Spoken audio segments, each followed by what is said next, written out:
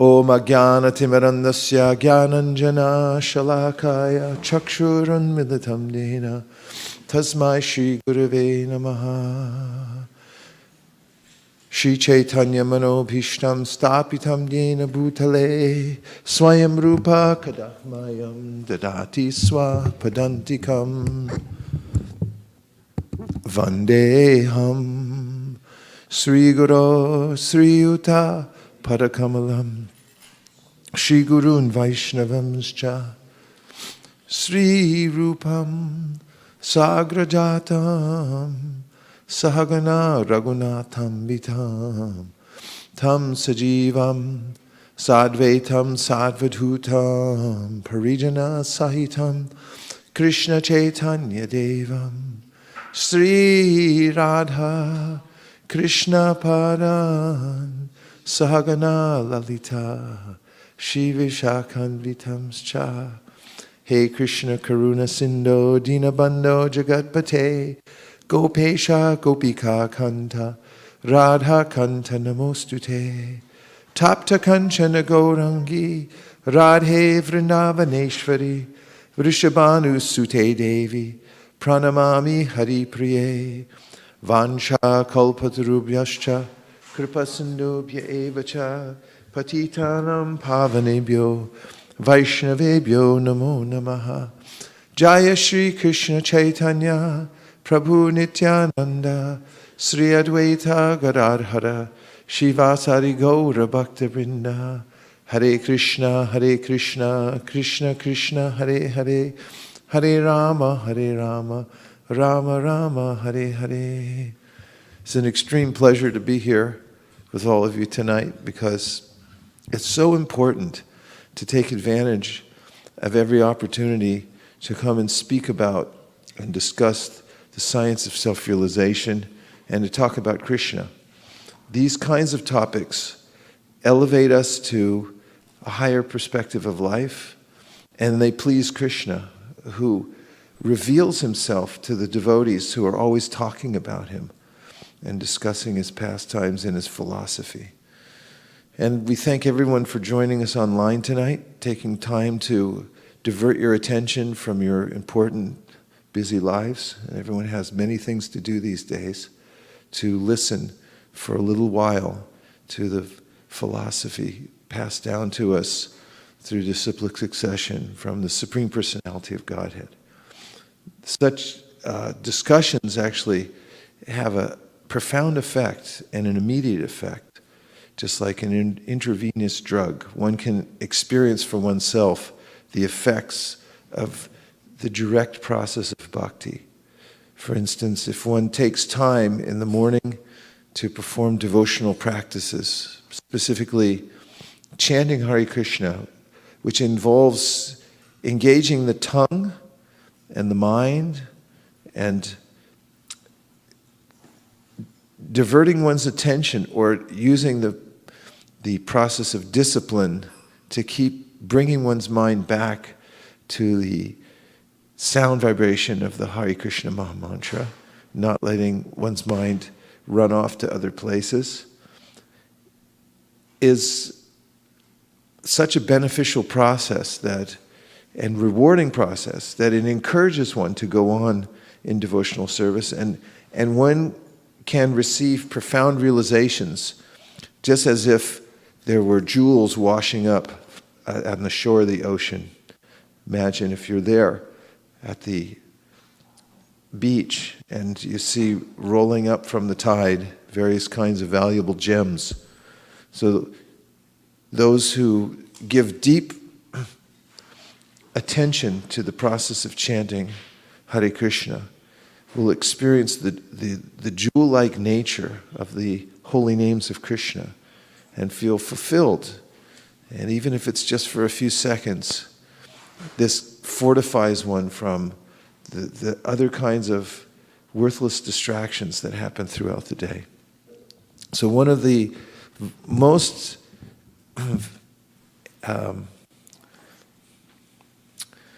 purifying and edifying processes in bhakti is to hear from the Bhagavad Gita.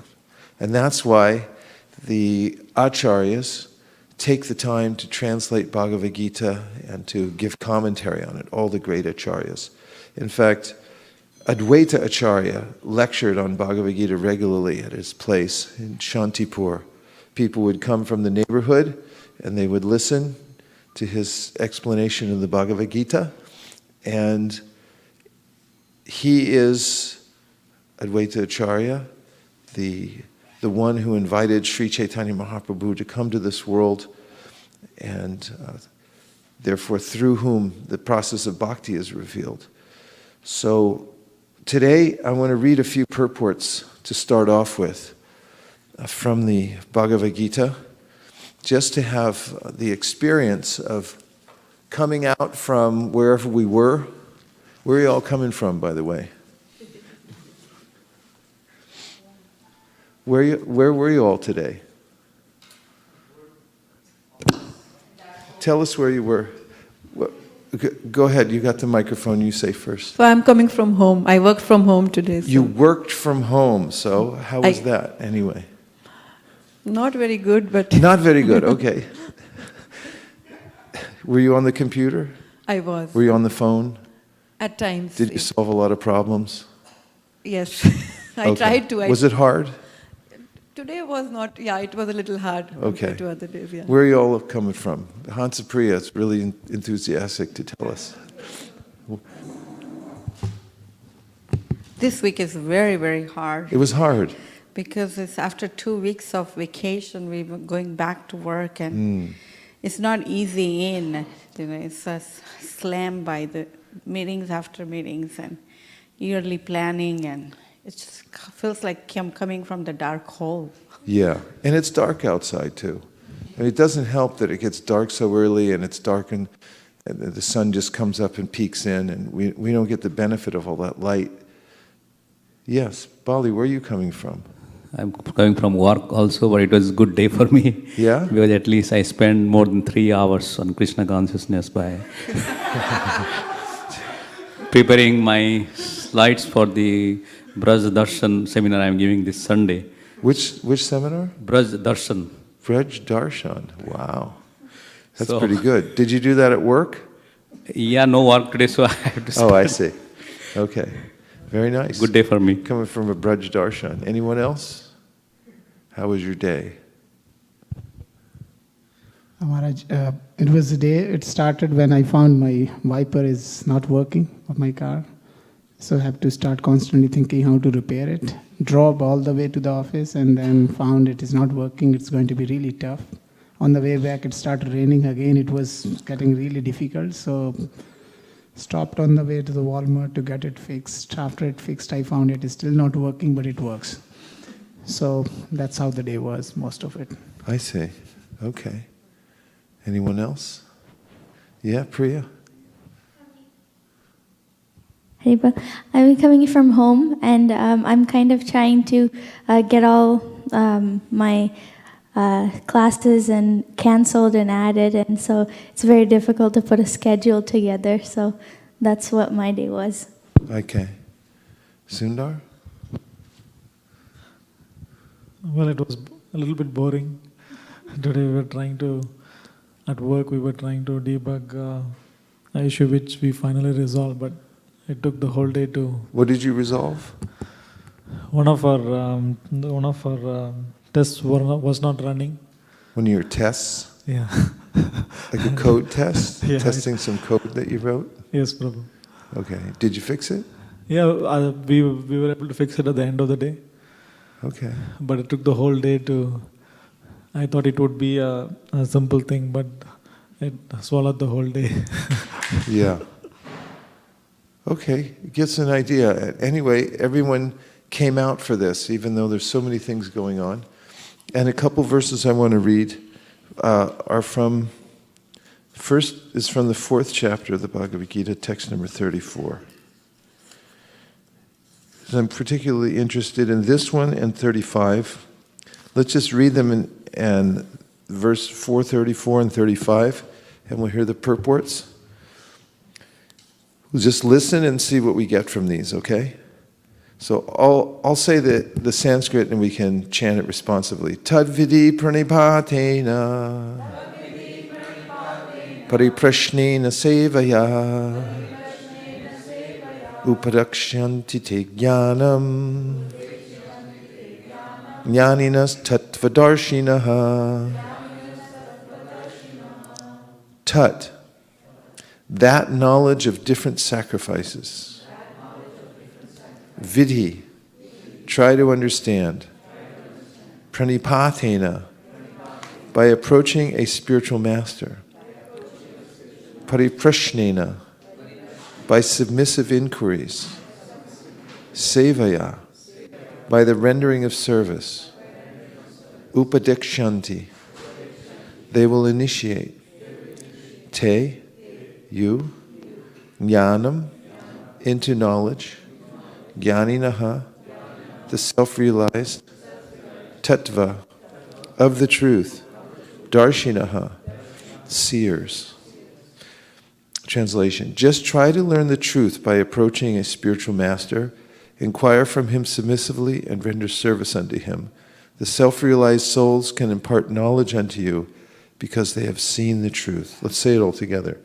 Just try to learn the truth by approaching a spiritual master. Inquire from him submissively and render service unto him.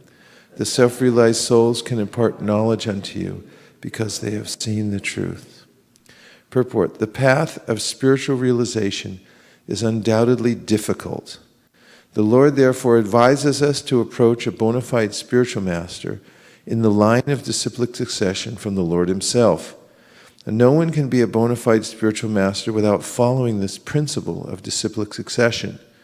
The Lord is the original spiritual master, and a person in the disciplic succession can convey the message of the Lord as it is to his disciple. No one can be spiritually realized by manufacturing his own process, as is the fashion of the foolish pretenders. The Bhagavatam 6.3.19 says, Dharmam tu sakshat bhagavat pranitam. The path of religion is directly enunciated by the Lord.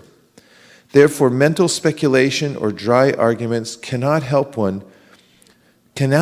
lead one to the right path. What can't help lead one to the right path? What two things? Mental speculation and dry arguments. That's an interesting statement, isn't it?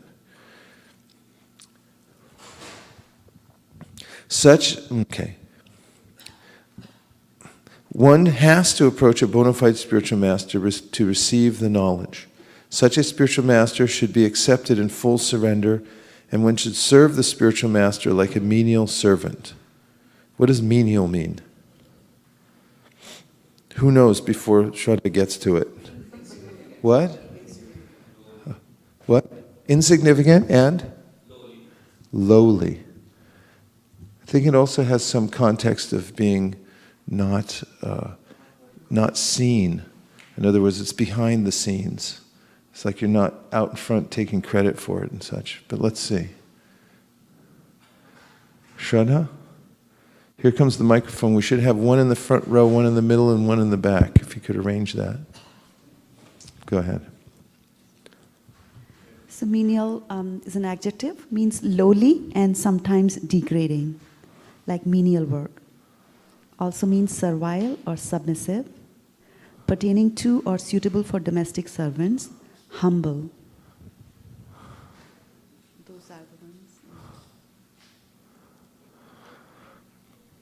Origin is 1350 to 1400, Middle English, menial, Anglo-French, menial.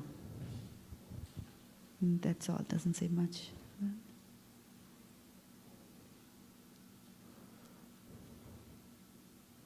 Humble. What else? Is it menial? Yeah, it doesn't say secret. Read it definition again. What else do you have? You need the mic. It's masony, that means household. Household. Like It's in household Old French. chores kind of thing? Old French, masony, household. That is menial in domestic. Domestic. And the meaning? Meaning is of work not requiring much skill and lacking prestige. Lacking prestige. Simple stuff. Menial service. Okay. Such a spiritual master should be accepted in full surrender, and one should serve the spiritual master like a menial servant without false prestige. Satisfaction of the self-realized spiritual master is the secret of advancement in spiritual life. Inquiries and submission constitute the proper combination for spiritual understanding. Inquiries and submission constitute the proper combination for spiritual understanding. Unless there is submission and service, inquiries from the learned spiritual master will not be effective. One must be able to pass the test of the spiritual master, and when he sees the genuine desire of the disciple, he automatically blesses the disciple with genuine spiritual understanding. In this verse, both blind following and absurd inquiries are condemned. Not only should one hear submissively from the spiritual master, but one must also get a clear understanding from him in submission and service and inquiries. A bona fide spiritual master is by nature very kind toward the disciple. Therefore, when the student is submissive and is always ready to render service, the reciprocation of knowledge and inquiries becomes perfect. I'm going to read that last part again, last two sentences. A bona fide spiritual master is by nature very kind toward the disciple. Therefore, when the student is submissive and is always ready to render service, the reciprocation of knowledge and inquiries becomes perfect. What parts of that purport stood out to you? Yes. The one statement where it says, satisfaction of the self-realized spiritual master is the secret of success in spiritual life. Yeah, that stood out for me too. What do you make of that? And why did it stand out to you? And hold the mic right up to your mouth. Yeah. Because... a little closer. There you go. Because many times secret is always something that everyone wants to know. And here Prabhupada gives the secret of success in spiritual life. But how does it happen? How does it happen?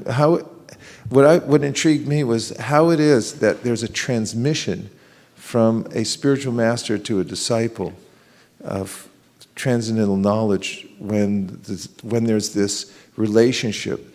The disciple approaches submissively, renders service, makes inquiries, and then Prabhupada says he blesses the person. And that's kind of interesting because, I mean, oftentimes people, they'll come up to somebody and say, could you bless me? And you think, well, what does that really mean? I mean, how do you actually bless somebody? What happens when somebody blesses somebody else? Oh, good, let's hear. So keep one microphone in the middle, one in the front, and one for the back. Maharaj, I was just thinking of one instance where Narad Muni is actually called Bhagavan in some verses in Bhagavatam. And I was hearing one of the classes and it said, because Krishna is a kind father, is always ready to bless his child.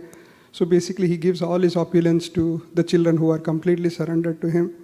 So maybe in that context I was trying to think, I'm not sure if it's correct, that blessing would mean that everything that you have, that you possess, you want to just, bestow it on somebody who's surrendered to you. Okay, thank you, that's helpful.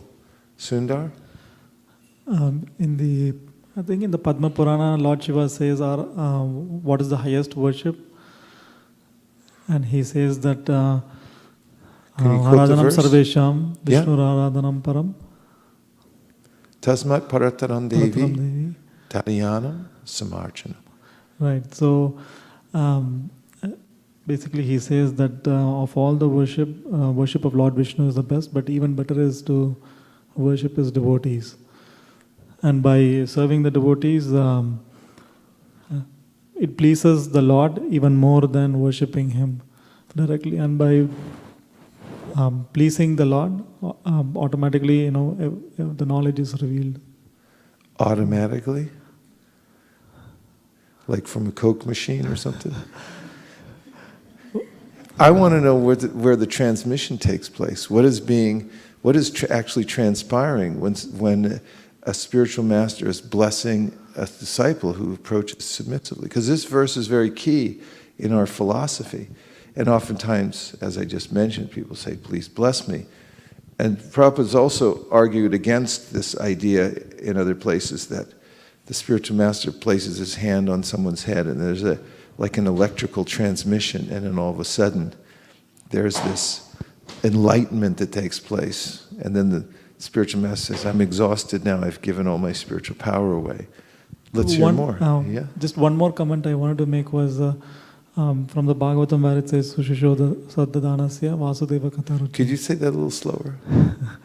Shushisho Shraddhadanasya Vasudeva Kataruchi. Shyan Mahad Seva Mipra Apunya Tirtha Nishevaya. Okay. There it says that great service is done when one renders service to a Mahatma and one attains affinity to listen to the message of Krishna. Okay. We know that as again, we're hearing that that's what happens, but what's actually happening? Why don't you grab that verse? Why don't you run over and grab that verse and look in the purport and see if you can, let's sleuth it out and see if we can find something. Yes? Maharaj, my understanding is that in the 15th chapter of Bhagavad Gita, Krishna said that from me comes the remembrance, knowledge and forgetfulness. So I was thinking he as a super soul is in our heart. Once he is happy, then he gives us the knowledge. I think that is how that blessing gets transformed. And you're saying that he's happy because you're serving the devotee? Okay. There's some validity in that. The fact is that the pure devotees Krishna wants to serve his pure devotees. But the pure devotees won't take any service from Krishna. Therefore, when someone comes and renders service to the pure devotees, Krishna becomes very happy with that person because they're doing what he wants to do and what the pure devotees won't take from him. Who else had something? Yes. This verse in Bhagavad Gita, 2nd chapter, 64th verse. Hold it right to your mouth. It says, Rag dves vimuktestu vishayan indriyascharan atma vasher vidhe atma prasadam adhikachati. Verse number? 64. 264? Yeah. Okay, go ahead. So is that like when we get the complete mercy, then what happens? So that we can see if practically in our life, whether we have received the mercy of a spiritual master, whether that symptoms are present. So translation says, but a person free from all attachment and aversion and able to control his senses through regulative principle of freedom can obtain the complete mercy of the Lord. Yes. Okay. Yes, more evidence? I was just remembering what you said in a class before, how because when a disciple becomes menial and is not looking for anything but service for service, it's almost like a mother seeing a helpless child, that the heart melts, because they are so pleased, and the saffron dust particles that are there in the feet that they hold in their heart, because it just gets melted because of the service attitude and because it's unalloyed and unmotivated. That's how it flows, because when you don't see any motive in somebody, then only automatically. I like that a lot. Let's look at it from a practical point of view. Nobody in this world can make you reveal yourself to them. You can be interrogated and be threatened with incarceration if you don't reveal your real self. And it doesn't mean you will. The only people you really reveal your heart to are people that you love and you completely trust. And then it comes out. But there has to be complete trust for that time to happen when you actually reveal what's in your heart to somebody. people who are official friends, people who you wonder if they have a motive, you will hold something back. But when there's this exchange of love through service and submissive inquiry, and the inquiry also, what is submissive inquiry? There are different kinds of inquiry. I might go to medical school and I'm inquiring because I want to become a doctor. I want your knowledge so that I can become great. I might also approach a spiritual person and say, please tell me everything because I want to take over your position. I want to know everything you know so that I can show that I have knowledge or something like that. But if a person in complete submission who wants to know the truth comes to a person and out of love serves and also inquires without any expectation of usurping that person's position, then there's a way in which the person's heart opens. It's very natural. And as one devotee once put it, and in fact it's mentioned in the Shastra that the heart of a pure devotee is like a river of rose apple juice. And when you open the heart of such a person through service and submission, then the contents of that person's heart actually comes out to you. This is real mercy. I mean, you can experience when there's an intimate moment with somebody, when you have complete trust and love and somebody opens their mind and heart to you. You can get some revelation, something that they have now becomes yours because of the circumstances. And in this verse, it's pointing out, Krishna's pointing out, that there's a certain atmosphere required for that transmission. I mean, even in ordinary education, I noticed in formal classroom scene, when students appreciate the teacher's learning and stature and so forth, and are a little bit submissive in listening, it opens the teacher's mind and heart. Anybody who teaches knows that if the student is arrogant and not paying attention, it's very difficult to teach anything. In fact, you don't even want to do it. But if someone's very eager to hear from you and showing respect, then naturally you begin to reveal as much as possible to that person. So it's a very subtle thing, this learning. And when we say automatic and so forth, sometimes we think of a machine. You just put in a quarter and it comes out. But this is a very personal process. And Krishna's availing himself to us through various personalities in this world. As mentioned, what is a bona fide spiritual master? Someone who's coming through disciplic succession. Yes, they have some experience themselves with this kind of exchange. And by that, because of that, they have knowledge. Yes?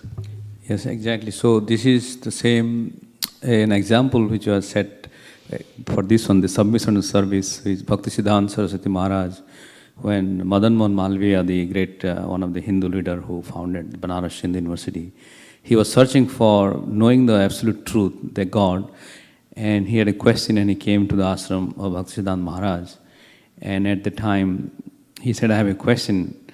Then Bhaktisiddhanta Maharaj asked him to, okay, you can, I have a very specific, complex questions and I hope you will be able to answer me.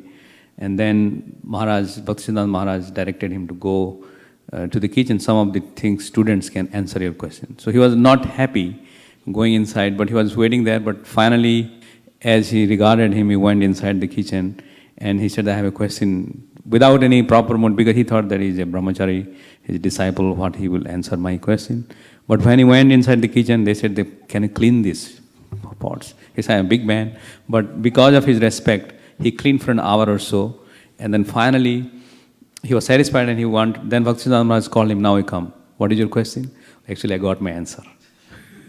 So because the submission and the surrender nature, and because he followed at the time what Bhaktisiddhanta Maharaj said, so the answer is revealed to his heart. It indicates submission, menial service, and so forth. Yeah, when I first joined the temple in San Francisco, there was an opening in the kitchen to wash pots, which I very much wanted, because I remember the first time I came to the temple and the kitchen was upstairs and there was a sign saying, only initiated devotees with shaved heads can enter the kitchen. And so that's one of the things I told my parents when they dropped me off. I said, I got to shave my head because I saw the sign on that, and I want to go in that. I want to do something in there. And my temple commander, Krita Karma, gave me that service to wash pots, and he told me that when you wash the Lord's pots, then you clean your own heart. This was a mantra throughout the temple, but especially washing pots. He said, you scrub the pots, you're scrubbing your heart.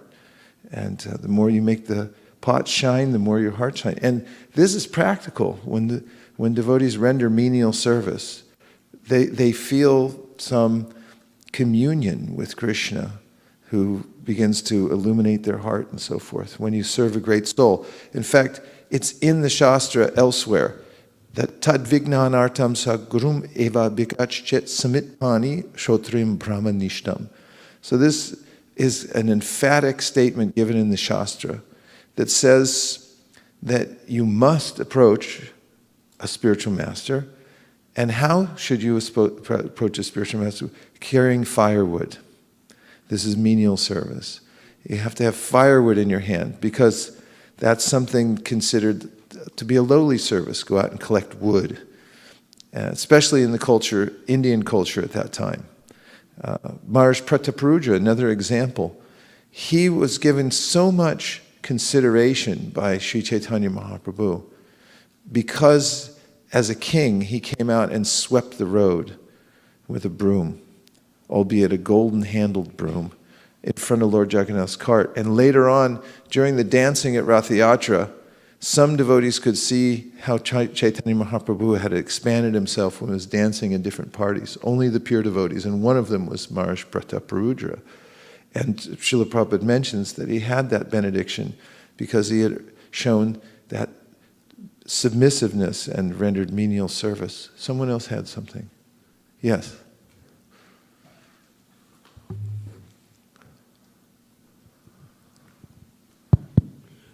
Hare Krishna. Lord Krishna himself has given this example in the heart that I would like to share. By his own example in Krishnavatara, he became a submissive disciple for Sandipani Maharishi. In Sandipani Maharishi's ashram, he did all duties that the teacher assigned, that the Guru assigned. There, Sri Krishna never revealed himself as the Lord of the universe. And at the time when he was graduating, there is a ceremony. I won't go through all that. Bhagavatam talks about that very lucidly. And the Guruji asked Sanjay Maharishi, you are Lord yourself. He is with Balarama. And then he says when he is going to graduate, after all the Guru Dakshina, everything, he says, you are Paramatma yourself. And so Sandipani Maharishi was about to bow to him. Krishna says, no. You are Maharishi, you are my Guru. And this is a Guru Parampara that I wanted to establish. And I wanted to show how a disciple should behave and be all these characteristics that are mentioned by Srila Prabhupada. And the second example that comes to me is not just from Sri Krishna's lifeline, but from Bhagavan Sri Ramakrishna Paramahamsa. He and Swami Vivekananda. If you, I don't want to narrate the whole story, but you might be knowing it. And Swami Vivekananda was initially rebellious. He said, you are just putting on a show that you're Guru and the knowledge and truth and other things. And then Ramakrishna Paramahamsa makes him squat next to him. I can reveal God to you just like you are seeing me. Would you like to do that? So he says yes. And he has become calm, and then he blesses him. That's the transmission of the divine energy that to a sincere seeker like Swami Vivekananda. Hare Krishna. Hare Krishna. Thank you. Any other points from the purport? Anything that struck you? Yes, Hansapriya. Actually, it reminds me of Srila Prabhupada's in early age, the early age of the movement, that how he was so much, for the satisfaction of Bhaktisiddhanta Saraswati Thakur, he did all sort of services. He didn't really think that, okay, only preaching or only just expanding the temple, but he did all sorts of services, like even showing how to wear dhotis and saris. And I was just thinking, and also the disciples then, they received so much because of the love that Srila Prabhupada had. It's the blessings that made the devotees take it to Krishna consciousness much more stronger than the philosophically. But I was just thinking how the blessing got make them devotee. That's a really nice practical point, and it's not just, it's an exchange. There's a way in which when somebody approaches you with love and submission, even if they're not experienced in spiritual life, they're not wholly qualified or something like that, but they have that submissive attitude, then the qualified person will extend him or herself to that person and give whatever he or she knows to help the person advance. And oftentimes there's a menial service done by the spiritual master as you're pointing out, for the disciples out of love. And Prabhupada, in the beginning, because nobody knew etiquette, would simply take advantage of Prabhupada's hospitality.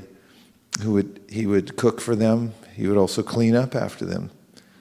And he would also instruct them in very simple things, which is for a person who is engaged in devotional service on a very high level, requires some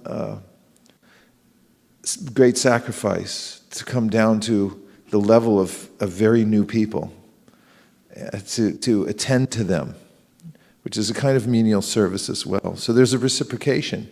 But if somebody's arrogant or not appreciative, then a master like that, somebody who's elevated in knowledge, who has capability, may not want to extend himself to that person.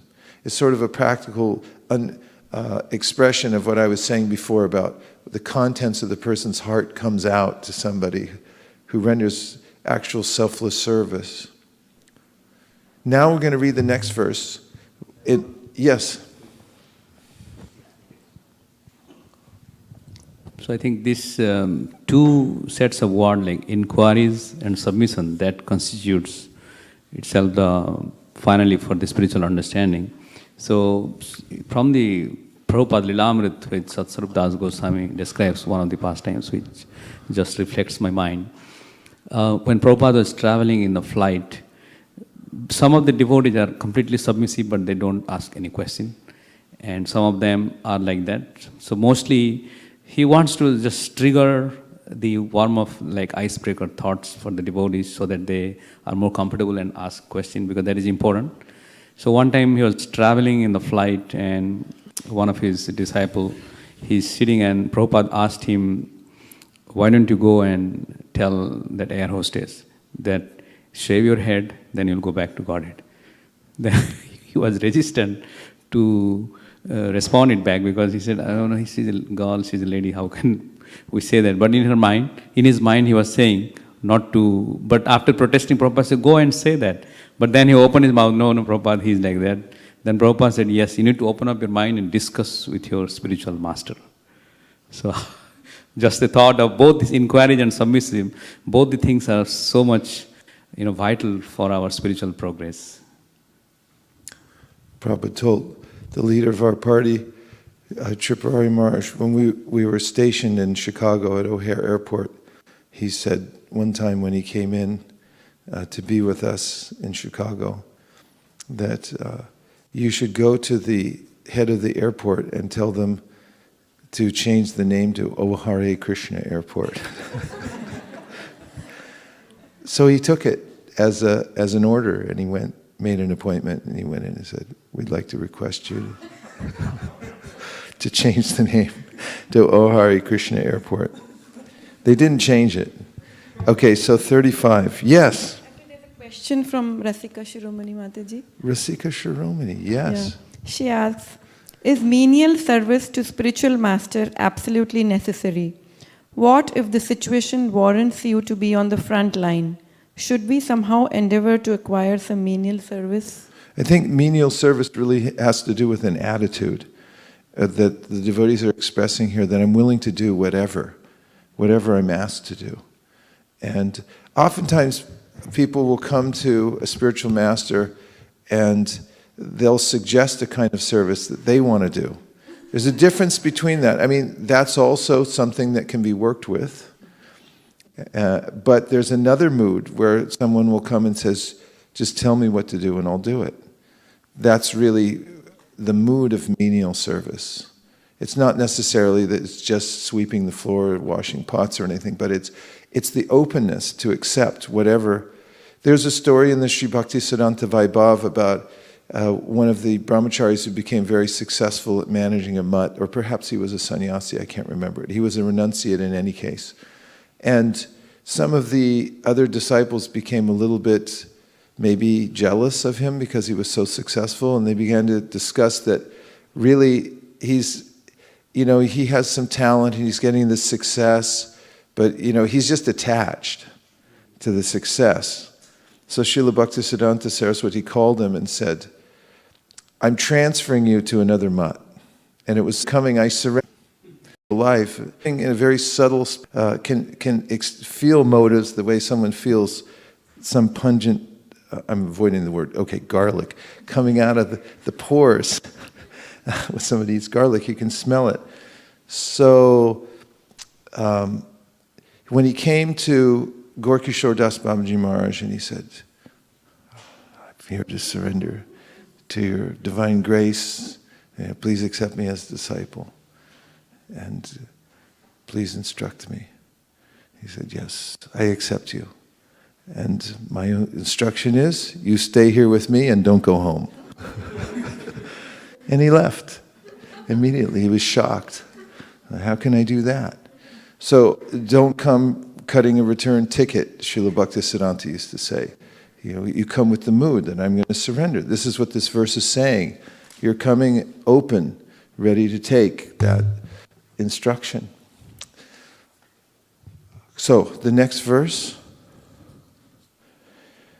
This tells what you learn. What is the ultimate knowledge that comes to the person who's actually submissively inquiring? I'll say, please repeat. Yajgatvana punarmoham evam yasyasi pandava yena bhutanya sheshani drakshasyatmanyato mayi. Having obtained real knowledge from a self-realized soul, you will never fall again into such illusion. For by this knowledge you will see that all living beings are but part of the Supreme, or in other words, that they are mine. I'll do the word for word now. Yat, which, gyatva, knowing, na, never, punaha, again, moham, to illusion, evam, like this, yasyasi, you shall go. Pandava, O son of Pandu, Yena, by which, Bhutani, living entities, Asheshani, all, Drakshasi, you will see, Atmani, in the Supreme Soul, Atau, or in other words, Mayi, in me. Please repeat. Having obtained real knowledge from a self-realized soul, you will never fall again into such illusion. For by this knowledge, you will see that all living beings are but part of the Supreme, or in other words, that they are mine. Purport. The result of receiving knowledge from a self-realized soul, or one who knows things as they are, is learning that all living beings are parts and parcels of the Supreme Personality of Godhead, Lord Sri Krishna. The sense of an existence separate from Krishna is called Maya. Ma, not, ya, this. Some think that we have nothing to do with Krishna, that Krishna is only a great historical personality, and that the Absolute is the impersonal Brahman.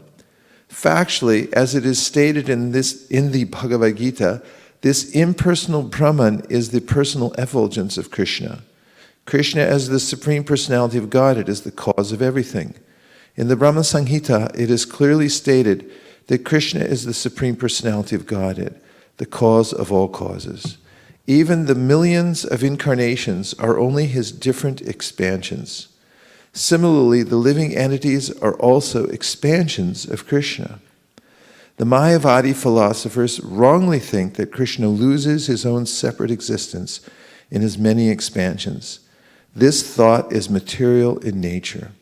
We have experience in the material world that a thing, when fragmentally distributed, loses its own original identity.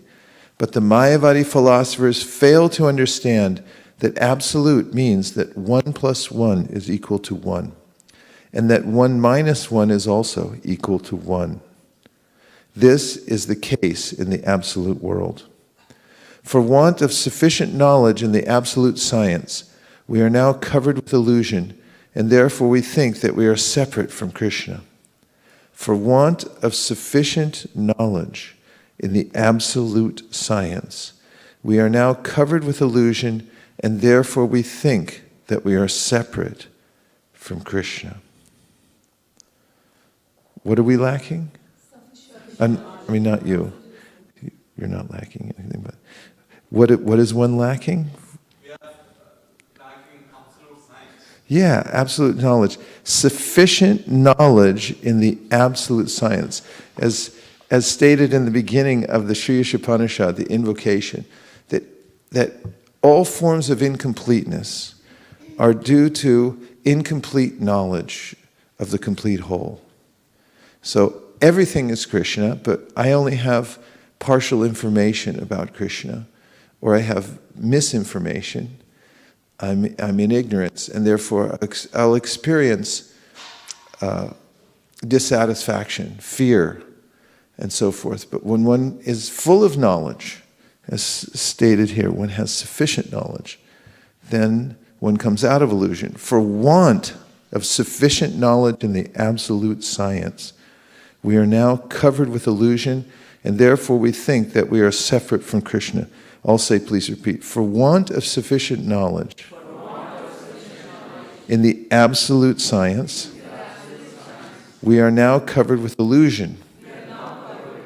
And therefore we think that we are separate from Krishna. For want of sufficient knowledge in the absolute science, we are now covered with illusion, and therefore we think that we are separate from Krishna. For want of sufficient knowledge in the absolute science, we are now covered with illusion, and therefore we think we are separate from Krishna. For want of sufficient knowledge in the absolute science, we are now covered with illusion, and therefore we think that we are separate from Krishna. Continuing.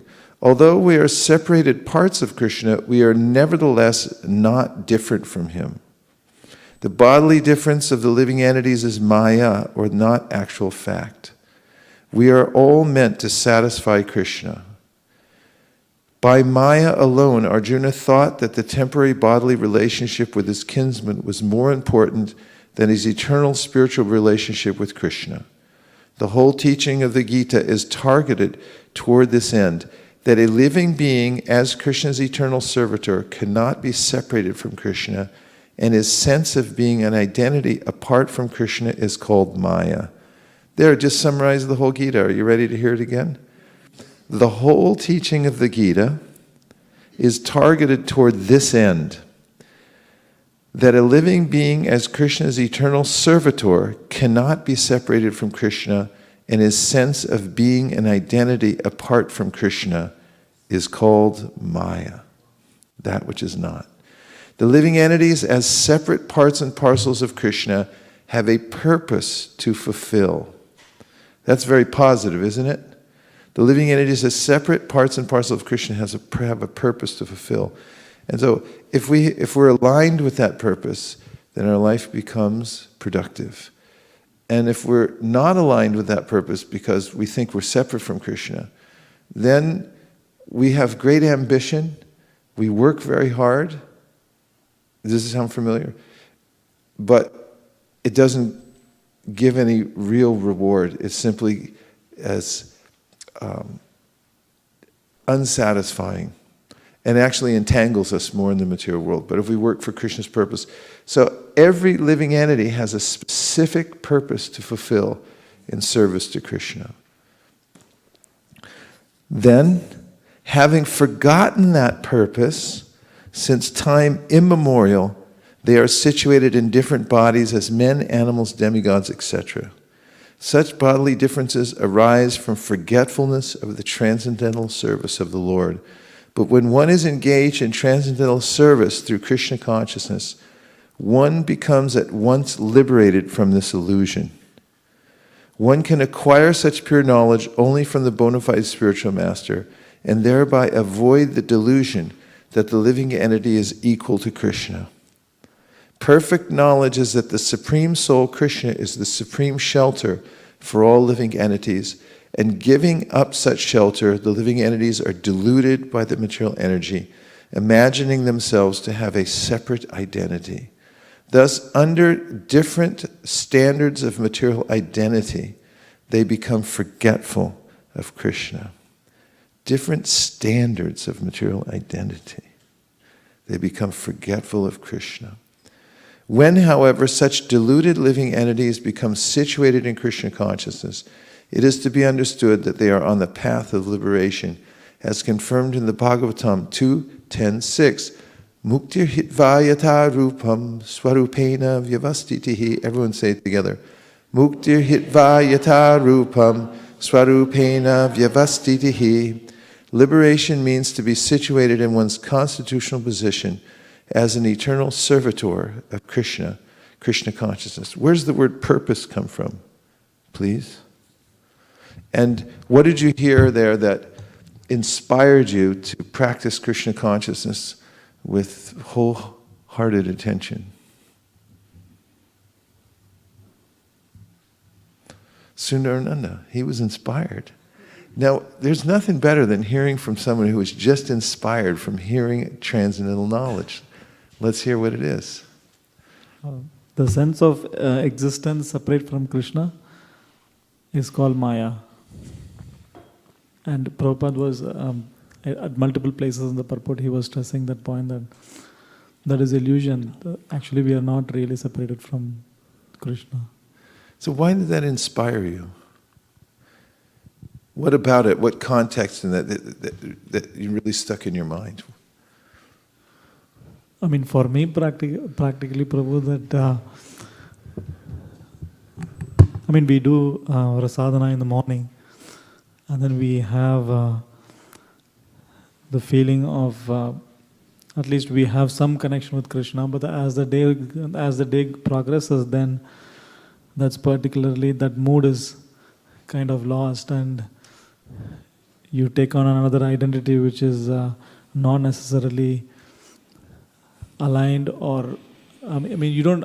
For me personally, I don't carry that consciousness throughout the day that I am part and parcel of Krishna. And so, how is this meaningful to that condition that you're expressing?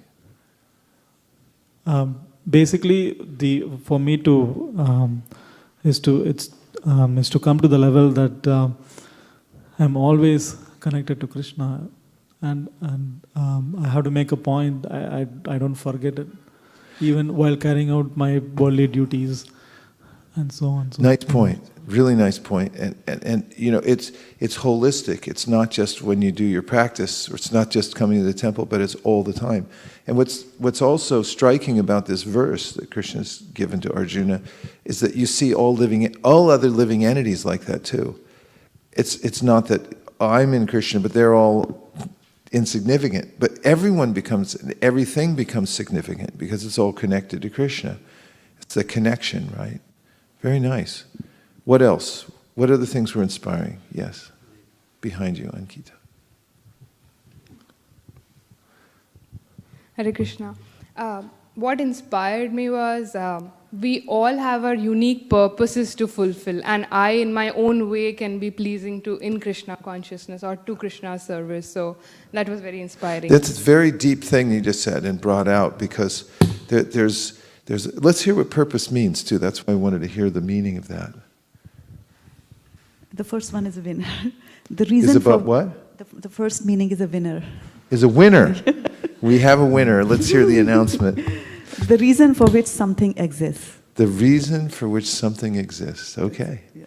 Very good. The purpose of the soul is to, yeah. I mean, that's a good question. If you ask people, what's the reason you exist? We could do a survey, send somebody out for half an hour, go door to door, and knock on the door and say, excuse me, we're just doing a survey. What's the reason that you exist? What do you think people will say? Enjoy. To enjoy? Well, that's pretty accurate. Anandamaya bhyasa, the Vedas say. The purpose of the living entity is to enjoy. I guess it's a matter of how you're going to enjoy that then comes into question. Yes. What else? An intended or desired result, aim or goal. It also means determination or resoluteness. Mm-hmm. The subject in hand, the point at issue, practical result, effect or advantage, like to act to good purpose. And origin is 2050 to 1300, Middle English, purpose, Old French derivative of purposer, variant of proposer, to propose, Middle English, purposen, Anglo-French, Old French, purposer. Propose? Propose. Could you look that up? Follow the trail, we want something more. Propose means to offer or suggest a matter or subject or case, etc., for consideration, acceptance, or action. To propose a new method.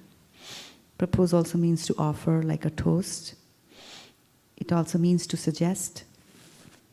To present or nominate a person for some position, office, or membership.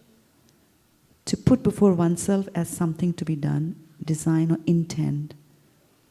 To present to the mind or attention state. To propound a question or a riddle. To make an offer or suggestion, especially of marriage. Where does it come from? Origin is again 1300 to 1350. Middle English, Middle French, proposer. See propose. By association with derivatives of Latin, propositus, past participle of proponere, to set forth. To set forth, okay. Interesting. Yeah, that we all have an individual specific purpose in serving Krishna. We do have, everyone has an eternal relationship with the Supreme Personality of Godhead. As we hear in the Brahma Samhita, Sanityo Nitya Sambandha Prakritisha Parayavasa. That every living entity has an eternal kinship with the Lord. And that relationship is what actually is our greatest satisfaction. And without that relationship with Krishna, we can't be satisfied in any other achievement.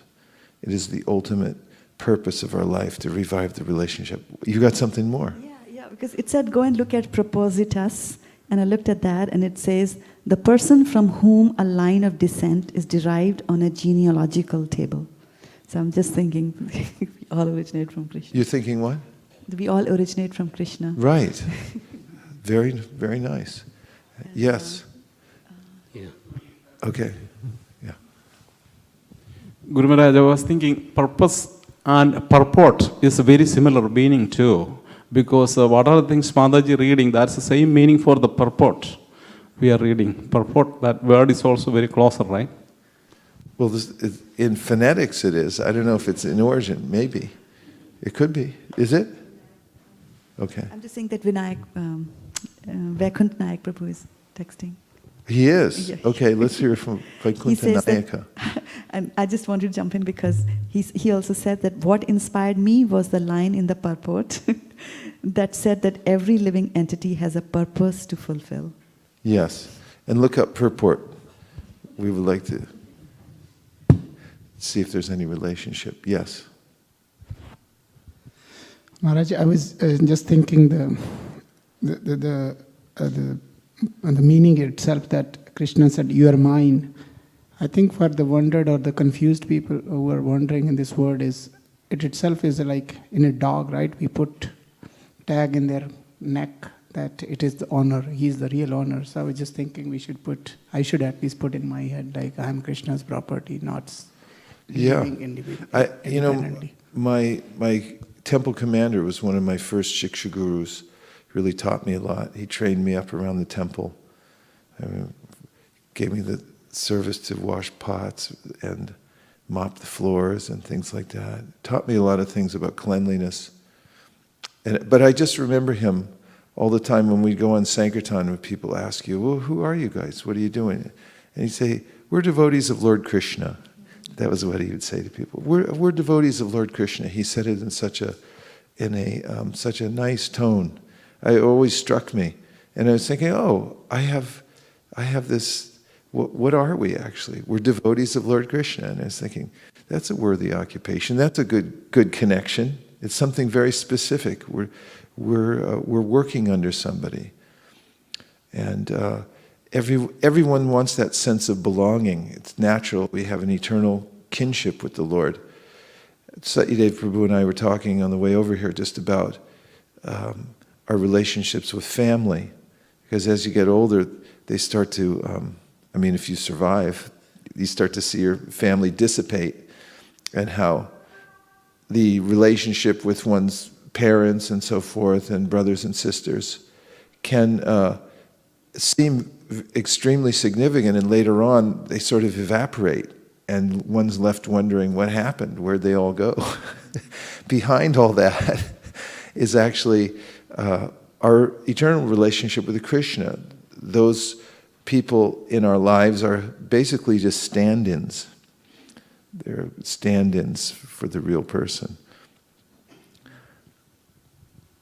Yes, Shamalangi. I was just remembering, there was that the whole teaching of the Bhagavad Gita. It says that no one is separate from Krishna, and if one thinks that he's separate, means he is in Maya. So I was remembering the second shloka of the Chatushloki Bhagavatam. That also says the same thing, know that nothing is separate from Krishna, and whosoever thinks he is separate is under my illusory energy. So it's like the same thing. Nice citation. Very good. Coming to the Chatushloki Bhagavatam. Ritertam yat pratyeta na pratyeta chatmani tadvidyada manomayam yatabhaso yatatamaha. Anything that you see that you think is separate from me, know that is my illusory energy. Because everything is actually connected to Krishna. And if you see something as separate, then there's two things. There is only one, Advaya Gyan Tattva. This knowledge means there's only one thing, that's Krishna. But there are various aspects of Krishna. He expands himself for his own enjoyment, and we're part of that. And when one understands the oneness of everything, there's no fear. But as soon as one thinks there's something separate, then bhayam dvitiya abhinibeshata syad. Fear arises, because I think there's something that can oppose me or affect me in an adverse way, but actually, because we're all part of Krishna, Krishna's acting for our ultimate benefit. We simply have to align ourselves with our purpose to serve Krishna. This is bhakti, to realign oneself with one's purpose. And in a generic sense, that means Jiv Krishna Das E Bishwas Korle Tor Dukonai. It's this faith that if I simply serve Krishna, then I'll be realigned. This word duk actually means to be out of alignment. When you have an axle in a wheel and it gets out of alignment, then the whole car will shudder and have undue friction.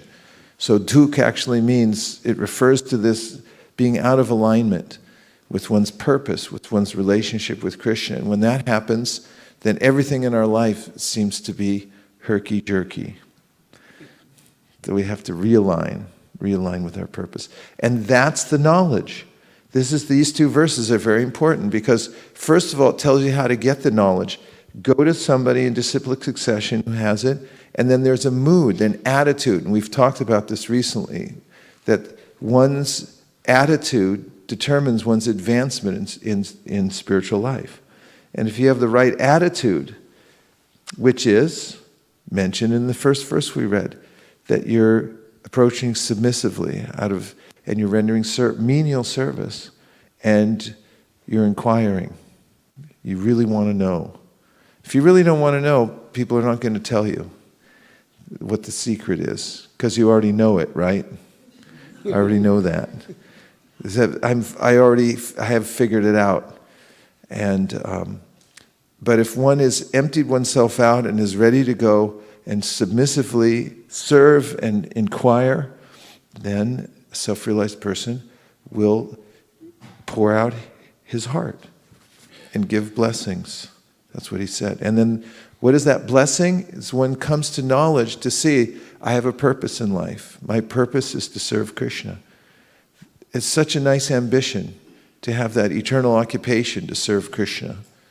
Other kinds of occupations are not so satisfying when they're separated from Krishna. They become affected by the modes of material nature. What other things did you hear? Hare Krishna. Yes.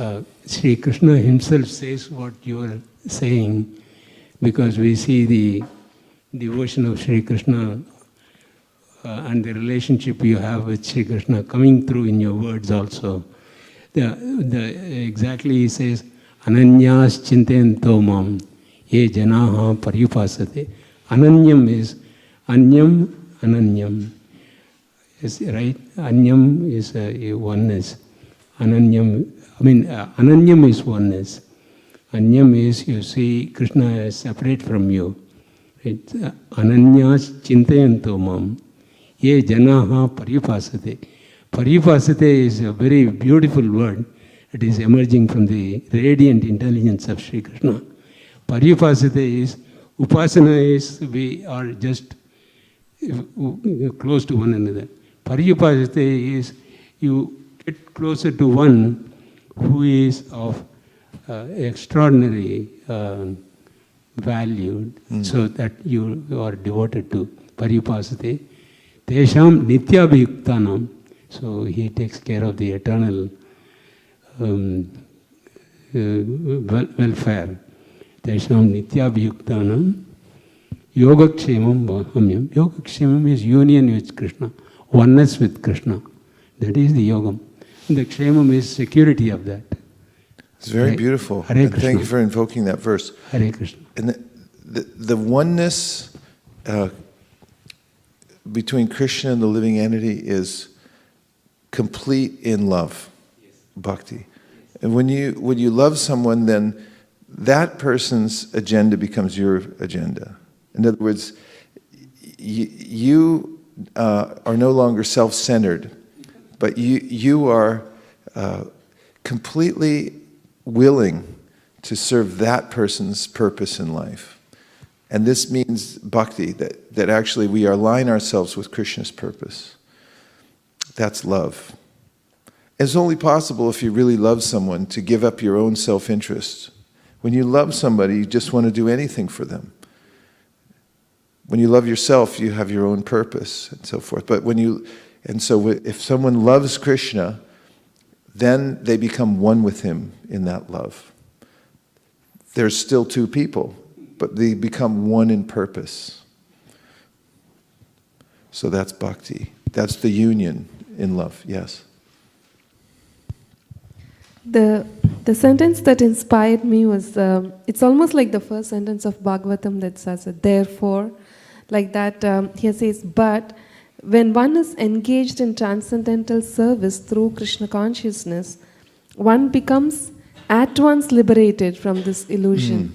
So I was just thinking that suppose a cave is in darkness for millions and millions of years, and if somebody lights the candle, the darkness cannot say that, let me live for 1,000 more years, because I have been here for millions of years. Like that, all our anarthas and the stress and the whatever that we go through, the envy, the lust, the greed, everything goes away at once.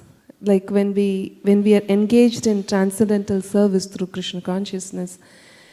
So I was just thinking that everybody is just looking for encouragement and comfort and like somebody to empathize.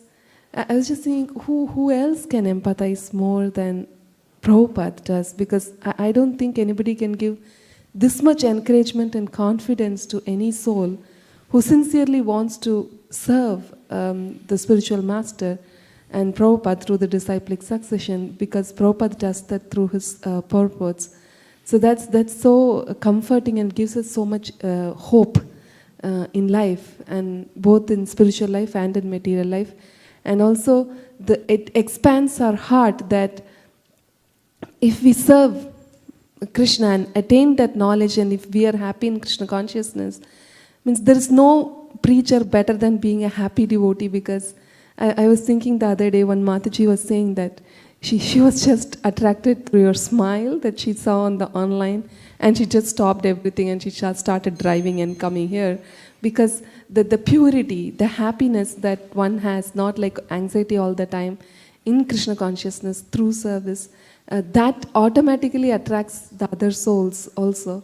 So I was just thinking how Prabhupada is giving us some practical tips, not only for us, and also to share with others and cooperate. It's a nice point, and there's a way in which, from the first verse, Tadvidi pradipatena preprashnena sevaya uparakshanti te jnanim jnaninas tattvadarshina. This, when a person who has the truth, who understands that he has a purpose, and that is to serve Krishna, and is fully engaged in Krishna consciousness, that person becomes Mahatma, means they're a great soul, means their heart becomes capable of encouraging others. One of the things that it means, as you brought out. In writing my book recently, finishing my book, which is coming out on February 24th.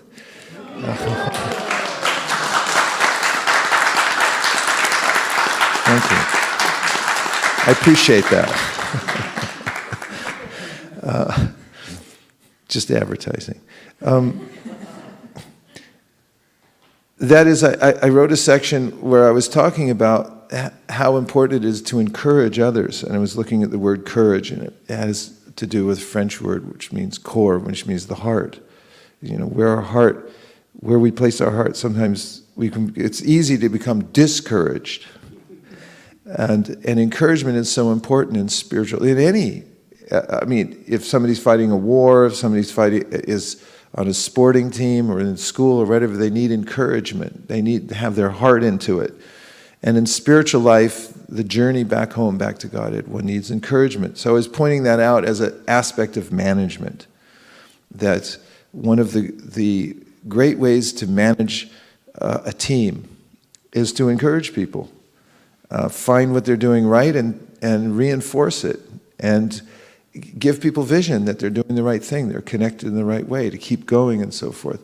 And then I started giving examples about how Prabhupada encouraged others, as you were mentioning. Who could take so much of themselves to just come out and encourage the world, as Prabhupada did? He wanted to encourage everybody in the whole world. And I started taking excerpts from his letters. And one after another, I discovered something very interesting. In every letter that I saw that Prabhupada wrote, there was encouragement. And I thought, oh, this is how you start a spiritual movement. You encourage everybody. You tell them, yeah, your purpose, you're doing the right thing. Keep doing it. And to do that requires a non-envious heart. One has to have this vision that I'm actually part of Krishna. One who feels unlimitedly wealthy and fortunate from having discovered one's purpose with Krishna, which is what happens when one actually realigns oneself with service and becomes connected again. Even if one's a beginner, one feels this overwhelming sense of purpose. That's how even people who seemingly have everything in this world are able to just walk away from it. Like we know from the example of the Goswamis, especially Rupa and Sanatana. We hear Chakvaturna Mashesha Mandalapati, Shrinim Sada Tuchavat, that whatever they had, which was a lot, they were billionaires, really, in today's terms. And they had greatest position, everything that they could have, job security completely. And they consider that to be insignificant after they realized that their purpose was to join Chaitanya Mahaprabhu. So many other people too. And Prabhupada, I heard just this morning when I was listening to a lecture getting ready for Mangalartik in Los Angeles, that Prabhupada was telling some devotees on a morning walk. Actually, I think it was Dr. Patel, who he used to argue with a lot, and who used to argue with Prabhupada about different things, on morning walk in Bombay, Juhu Beach. And Prabhupada was pointing out to him what real surrender meant. And he was saying, surrender means these boys and girls. And he was pointing to his disciples. And he said, just like our Giriraj, he said, he collects every month 100,000 rupees. And they said, how do you? And they said, life membership. He goes around and each person gives 1,000. He makes 100 life members a month. And he said, but he doesn't keep even one paisa. And it's a fact that the devotees in the early days in Bombay, they lived in such austere conditions. They lived on the roofs of the buildings there that were, it wasn't even a finished environment. It was very, very austere. And not only that, just to keep pointing out Giriraj Maharaj, although there are hundreds more like him, thousands even, of course there's nobody like Giriraj Maharaj, to be honest with you, nobody, but he came from a very wealthy family, he comes from a very wealthy background, and at the time when he was living in the most austere condition in the world that you could possibly imagine, went to one of the best universities and prep schools and everything like that, and born with great wealth behind him, backing. And his parents said, you know, this religion stuff's nice, but you can come home and practice, and we'll also give you a nice trust fund and everything, no problem. Not interested, not even slightly interested. Not even a little nibble, not even the slightest consideration that maybe I'd like to do that. Completely satisfied with what he had, which was an alignment with his purpose to serve Sri Chaitanya Mahaprabhu through his spiritual master. And that's how powerful it is when one actually realigns that all the wealth in the world becomes tuchavat, insignificant. Say tuchavat. It doesn't sound like, how'd you like that? Tuchavat. And one of the points that the Navayogendras make about pure devotional service is that you can offer someone who is engaged in pure devotional service the whole universe, and they won't take it in exchange for their service to the Lord. Not even for a second they won't take it. Because, I mean, not as a donation. We take donations, just so everyone knows. But not in exchange. In other words, giving up the lifestyle for a supposedly opulent lifestyle in the material world. Not interested, because it's so satisfying to be engaged in devotional service. Such a person then becomes spiritually wealthy and is able to encourage people wherever he or she goes. And that's really what the Krishna consciousness movement is. It's going around everywhere and just encouraging people. Like, bound up the stairs, knock on someone's door, and they open the door. What are they doing in there? Watching TV or reading something? I mean, everybody, I hear when I'm traveling, everyone's doing the same stuff. They're on their phones like, yeah, Bob, yeah, we got to make that deal, got a contract, And also there's a sense of kind of purpose when people, I notice it when people are talking on the phone. They're kind of like, you're all listening, right? Because I'm making a deal here. It's a pretty big deal, probably bigger than the deal you're making. Like, they got, everyone's got this false sense of purpose, but it's really dry. And I notice everyone's doing the same thing. And I'm thinking, that's boring. It's just corporate stuff that, it's a kind of a prison-like situation ultimately. But those who are engaged in the purpose of serving the Supreme Personality of Godhead, there should be no unemployment in the whole world. Because Chaitanya Mahaprabhu said, just become a qualified person and go around and encourage everybody. That's your job. And then, as Prabhu pointed out, Ananyas Chintayanto Mam, Yejana Pariyupasate, Tesham Nityabdiyuktanam, Yoga Kshemam Bahamyaham. So somebody has that purpose in life, Krishna personally takes care of them.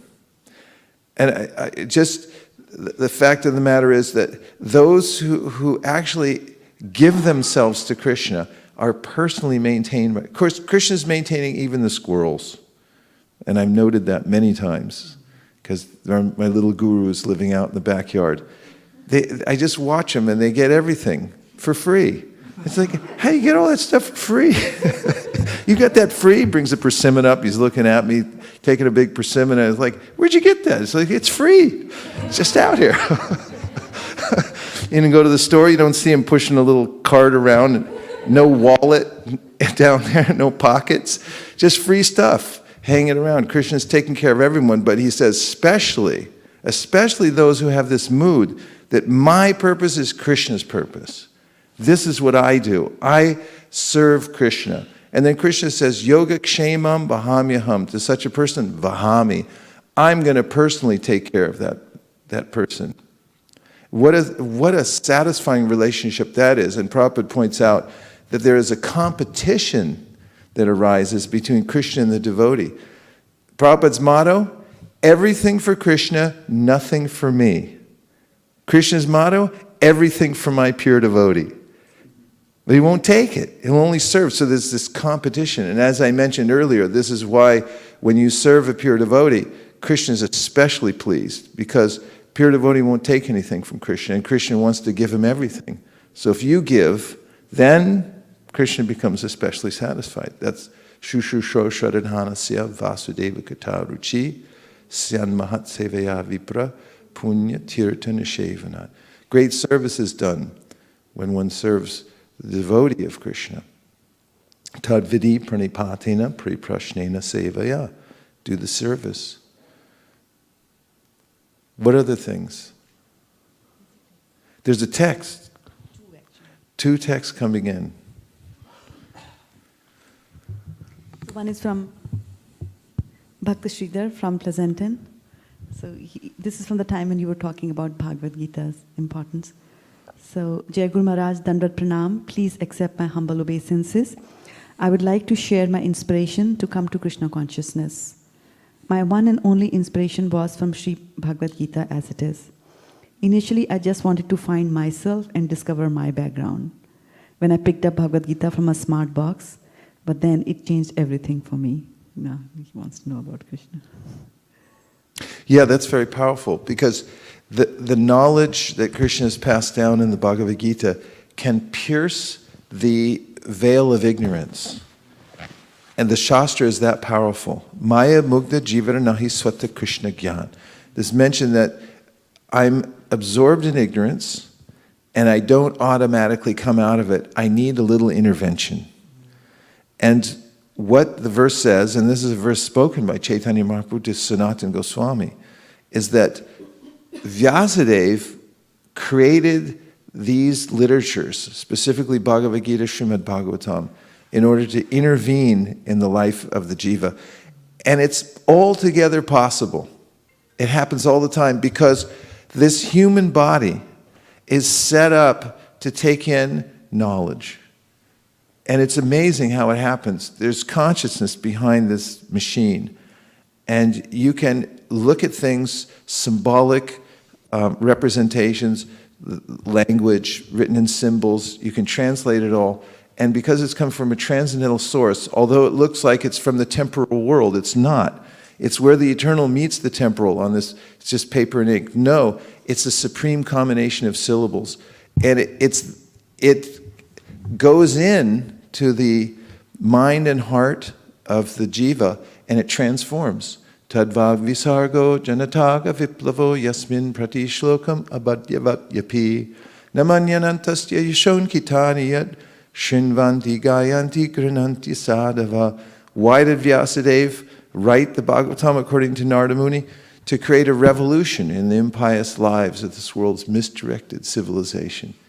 And it's full of transcendental knowledge, hyanantasya, so much, so the names of Krishna, all the syllables that are in the Bhagavatam, it's from a different world. It says it's from a different creation.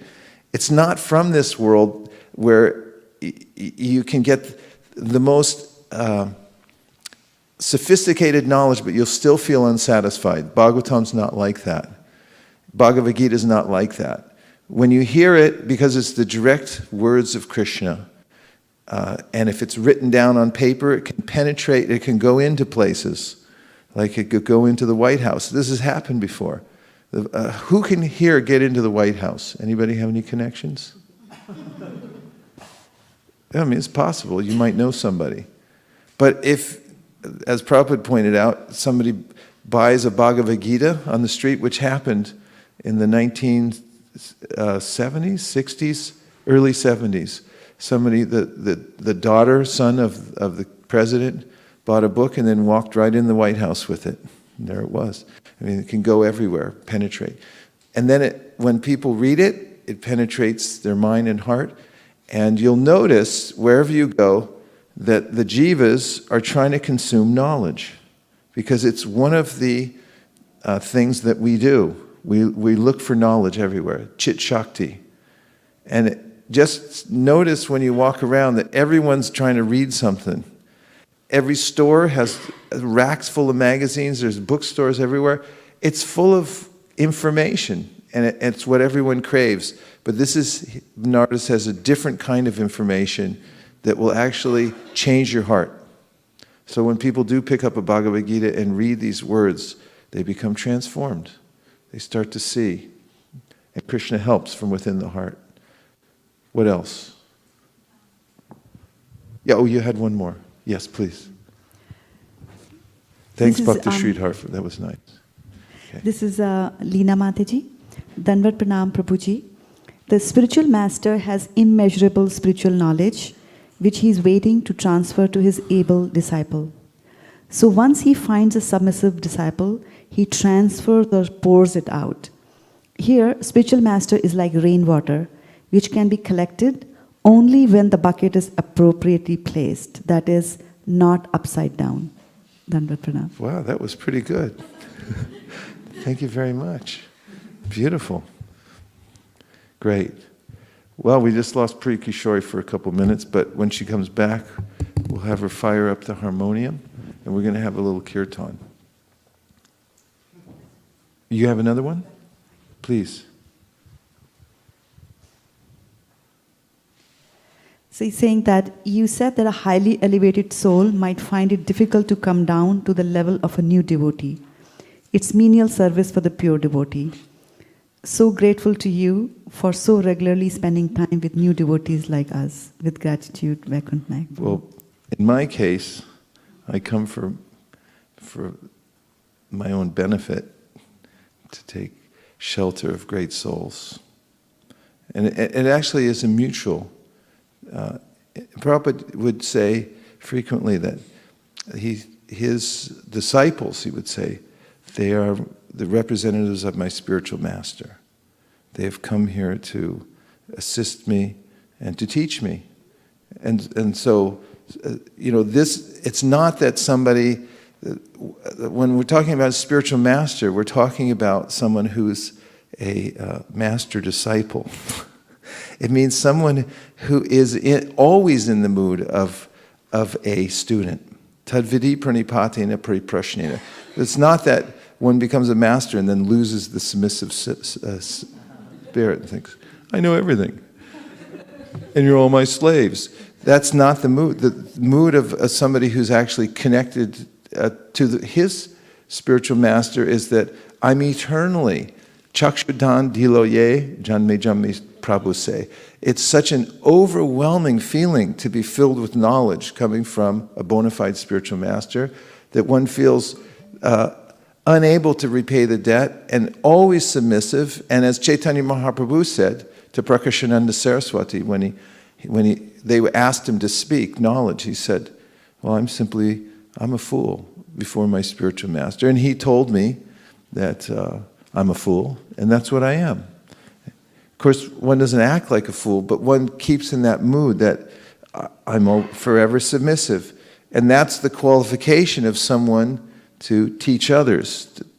And that's what the disciplic succession is. It's a line of submissive hearers, those who are vitally interested in Krishna's purpose and who are surrendered, and they pass that same mood on to others. Pardon? Shalabahu. Guru Maharaj, I'm not just acting like a fool, I am really a fool. I just want to say one thing, that when we have this knowledge that we are not separate from the other living beings, in that mood when we are loving the other living beings, including the animals and the trees and the plants, then the knowledge is become a realization. It is that knowledge is there, the source of knowledge is coming from that. So, if we love with the other living entities around with us, then the realization as Krishna from that portion of that jiva start to reveal in a way. So if I understand you correctly, you're saying that when we extend ourselves to others in distributing what we've learned and helping to engage others in Krishna consciousness, then what? No, what I'm saying is, even just for the love for the squirrel as a guru, yes, that love, when we are doing that, there is a greater knowledge, the greater realization in that knowledge is coming. So what I'm saying is the knowledge and the realization is, it's more like an extension part of that great knowledge. It will come when we are loved, whether it is tree or any other animals. Because they are more sensitive to, when I love my trees, I can see it coming back to me. Okay. Or the other animals coming around in there, when we are seeing them, who they are, and then there is more attachment in the air. They don't run away when I sit in there. Yeah, I can appreciate that. Also, in the same vein, when one has this knowledge that living entities are parts and parcels of Krishna, they're Krishnas, the natural result of that is to help reconnect others to Krishna. When one sees that for oneself, it's not an artificial process. It's not as if one is doing something superficial, but one's seeing clearly how one is assisting others in the best way to help connect them to transcendental knowledge. Yeah. Nama Om Vishnu Padaya. Nama Om Vishnu Padaya. Krishna. Sorry.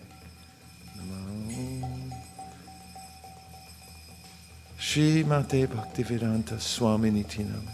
Namaste Saraswati Deve Gauravani Pracharine Nirvishesha Shunyavadi Paschatya Deshatarine Jaya Shri Krishna Chaitanya Prabhu Nityananda Sri Advaita Radhara Shivasadi Gaura Bhaktivinoda Jaya Shri Krishna Chaitanya Prabhu Nityananda Sri Advaita Radhara Shivasadi Gaura Bhaktivinoda Jaya Shri Krishna. Turn the light down just a little more. Shri Advaita Radhara Shivasari Gaura Bhaktavinda. Hare Krishna, Hare Krishna, Krishna Krishna, Hare Hare, Hare Rama, Hare Rama, Rama Rama, Hare Hare. Little more. Ramananda, the lights.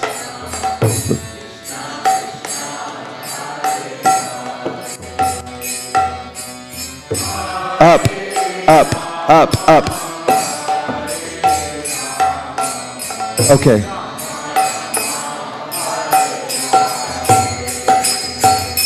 Hare Krishna, Hare Krishna, Krishna Krishna, Hare Hare,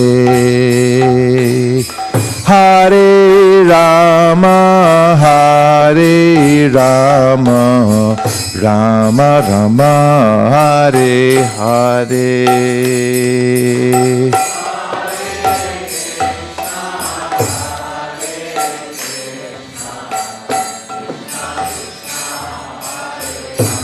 Move up here.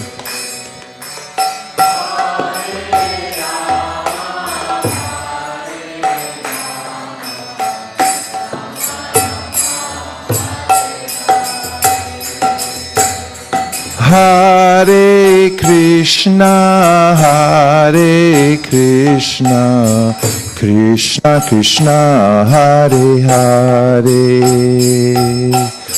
Hare Rama, Hare Rama, Rama Rama, Hare Hare.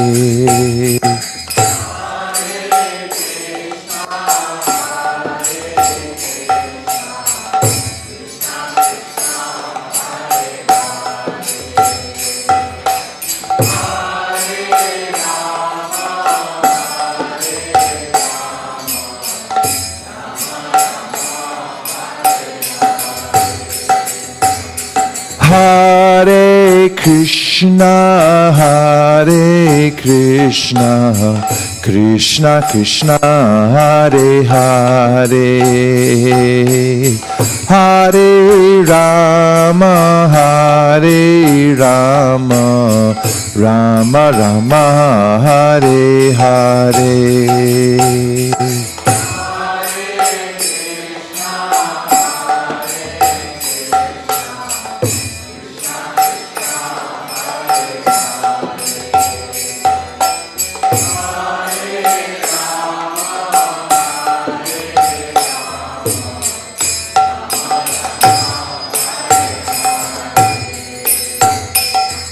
Hare Krishna, Hare Krishna,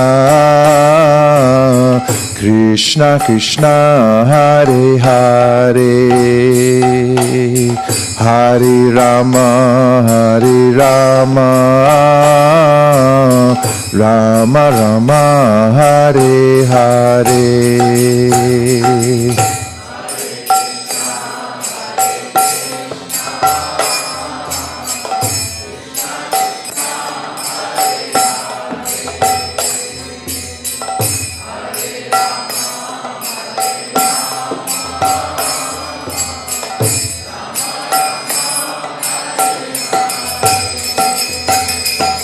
Hare Krishna, Hare Krishna, Krishna Krishna, Hare Hare, Hare Rama, Hare Rama, Rama Rama, Hare Hare.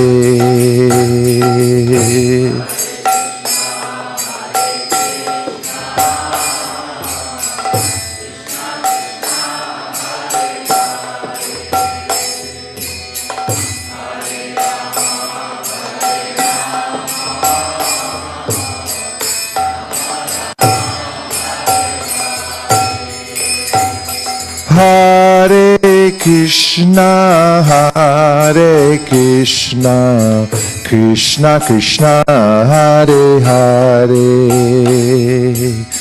Hare Rama, Hare Rama, Rama Rama, Hare Hare.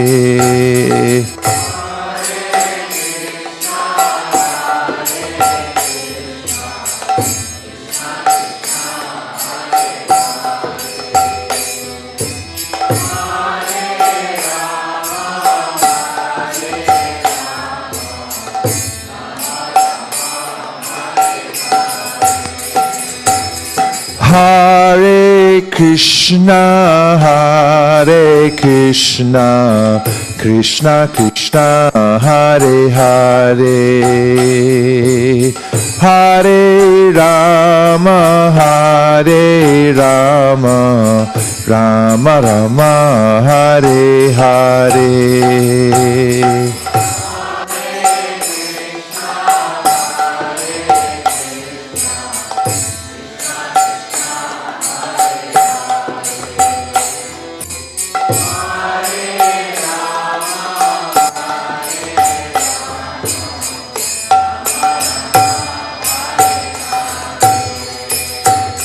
Hare Krishna, Hare Krishna, Krishna Krishna, Hare Hare, Hare Rama, Hare Rama, Rama Rama, Hare Hare.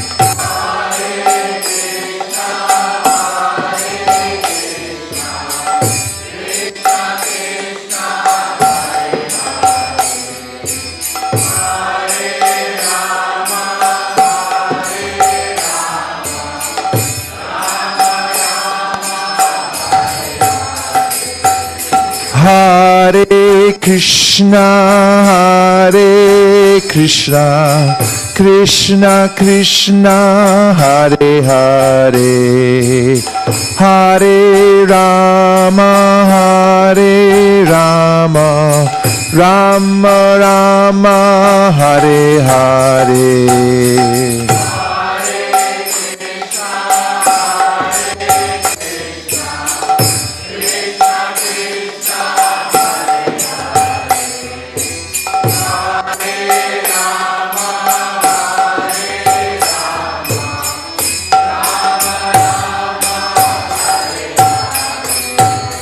Hare Krishna, Krishna Krishna, Hare Hare, Hare Rama, Rama Rama, Hare Hare.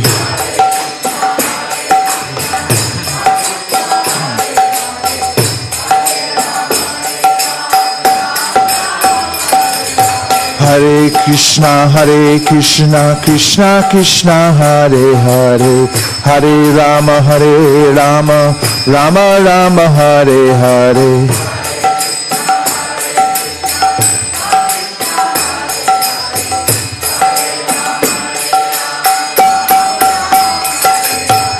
Hare Krishna, Krishna Krishna, Hare Hare, Hare Rama,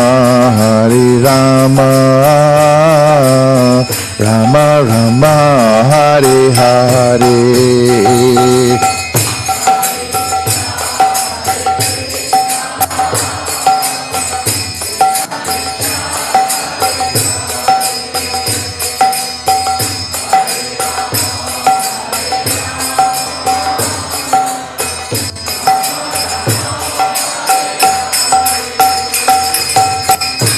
Hare Krishna, Krishna Krishna, Hare Hare, Hare Rama, Rama Rama, Hare Hare.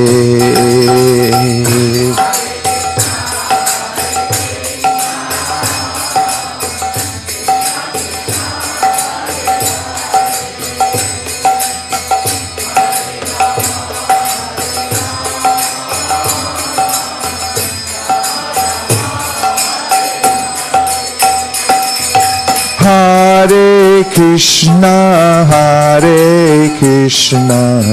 Krishna Krishna, Hare Hare, Hare Rama, Rama Rama, Hare Hare.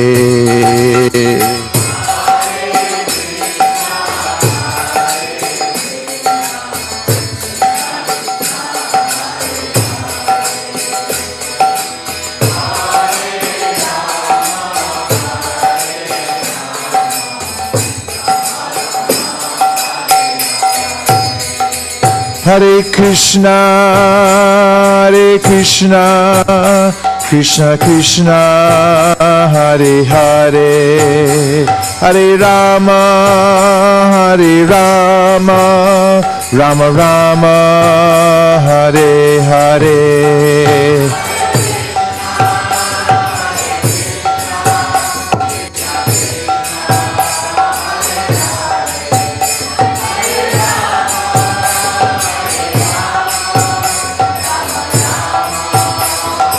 Nitai Gaur Hari Bol, Hari Bol, Hari Bol, Nitai Gaur Hari Bol.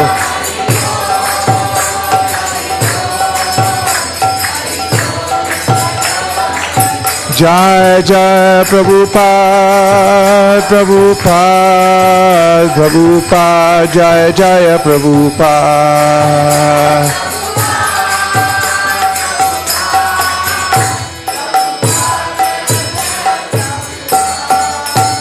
Jai Gaur Premanande, Shri Harinam Sankirtan Ki, Shri Harinam Mahamantra Ki, Shri Harinam Prabhu Ki, Bhagavad Gita as it is Ki, Gaur Premanande, Nitai Gaur Hari Bol, Hari Bol, Hari Bol, Nitai Gaur Hari Bol.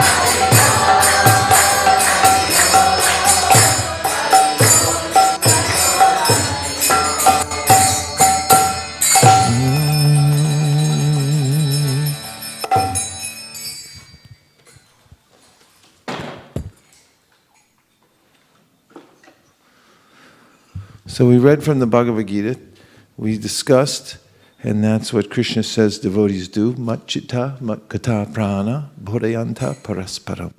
Katayanta shamam nityam, tushanti cha ramanti cha. He says devotees are those who come together and talk about me. And because they do that, they feel satisfaction. Tushanti and ramanti, they get happiness. So this is the great secret to life. The human body is set up simply to hear about Krishna. And the human mind is meant to inquire for this one purpose, to ask the question, how can I come closer to Krishna? And if one sincerely asks, then Krishna will provide direction from within the heart. So this is the very universal and simple process of Krishna consciousness, that anyone can do at any time. It simply requires sincerity of purpose and following in the footsteps of the great acharyas, and then finding one's niche in Krishna consciousness. Krishna's provided a customized way for every single one of us to realign with Him perfectly. And if we ask, it will be revealed, even though it seems like an overwhelming task, even though we may not even know where we are in this material world or where we're going. If we sincerely ask Krishna to help us, He will guide us, He will show us the way, and it will become self-evident. So this is the simple process. You just need a Bhagavad Gita and a little safe place to sit with everybody, and even if you don't have instruments, you can clap your hands and sing Hare Krishna. And that's what Chaitanya Mahaprabhu taught everywhere as a universal process for going back home, back to Godhead. Chant Hare Krishna, talk about Bhagavad Gita, discuss it among yourselves, and pray like anything. And take prasadam when you get tired. Vancha kalpatarubhascha kripasannabhyeva cha patitanam pavanebhyo vaishnavebhyo namo namaha.